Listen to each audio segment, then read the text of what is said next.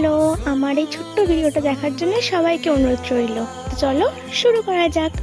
তো আমি গিফট নিয়ে চলে গিয়েছিলাম। অ্যাকচুয়ালি গিফটটা নিয়ে যাওয়ার কথা ছিল না, কিন্তু আমি একটু পিছন পাকা, আমি পিছন পাকামি করে গিফটটা নিয়ে গেছিলাম। আর ও হলো আমার যে নতুন হওয়া বান্ধবীর হাজব্যান্ড।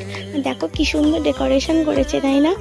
তো এবার কেক কাটিং হলো, খুব ছোট্ট করে নিজের মতন করে ও সারপ্রাইজটা দেওয়ার চেষ্টা করেছে। সত্যি আমার খুব ভালো লেগেছে, কারণ আমার এই ছোট ছোট জিনিসগুলো খুব ভালো লাগে। আর ও হচ্ছে আমার সম্পর্কে কাকিমা হয়, কিন্তু বয়সে খুব ছোট, যার কারণে বেশ বয়সে আমার থেকে অনেকটাই ছোট। তার কারণে আমি ওকে বান্ধবী বলে ডাকি। এবার সবাইকে ও কেক খাওয়ালো, ও সবাইকে এক এক করে কেক খাইয়েছে।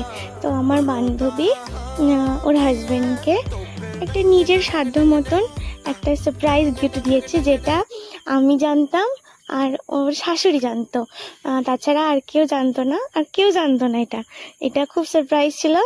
তো ওর হাজবেন্ড বজরংবলীর প্রচণ্ড ভক্ত, যার কারণে ও একটা বজরংবলীর লকেট তার সাথে একটা রূপোর চেন করে দিয়েছে। এই দেখো, লকেটটা নিজেই দেখাচ্ছে। কি সুন্দর হয়েছে না? আমার তো খুব ভালো লেগেছে সারপ্রাইজটা। দেন এবার গিফট খুলছিল সব এক এক করে। আর এই দেখো, এটা হচ্ছে আমাদের গ্রুপ ফটো, খুব ঘরোয়াভাবে আয়োজন করা হয়েছিল, খুব ছোট করে, কিন্তু খুব সুন্দর। আর এই হলো আমার কাকা, ও প্রচণ্ড ক্যামেরা চাই, যার কারণে আমার ওর পিছনে লাগতে প্রচণ্ড ভালো লাগে।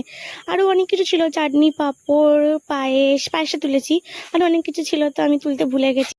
ও বারবার বলছিল যে ফটো তুলবে না, ভিডিও করবে না, আমার ভিডিও করিস না। তাও আমি ওকে এত জ্বালাতন করছিলাম না, আমার খুব ভালো লাগে ওকে জ্বালাতন করতে। তো ওই দেখো, ওইটা হচ্ছে আমার বাড়ি, আর আমি ওদের বাড়িতে বসে আছি। তো আমরা সারাদিন ধরে ঠিক এইভাবেই চুগলিবাজি করি।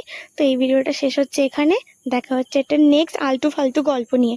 আর এই ভিডিওটা যদি ভালো লাগে তো একটা প্লিজ লাইক করো।